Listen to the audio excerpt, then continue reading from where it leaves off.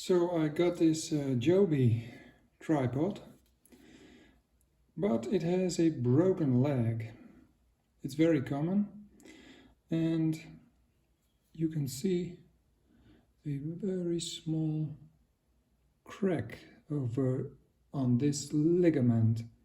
Instead of trying to repair this or fixate it with tape or anything, I thought, what about removing this broken ligament? So just heat it up with hot water.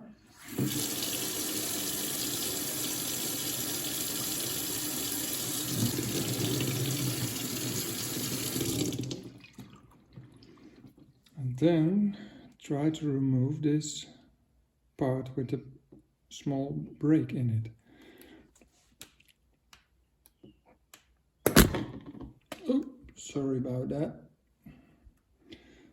So that one came off. This one should be easy because of the crack. Yes. Then put this one back. Yeah. So now we have got one smaller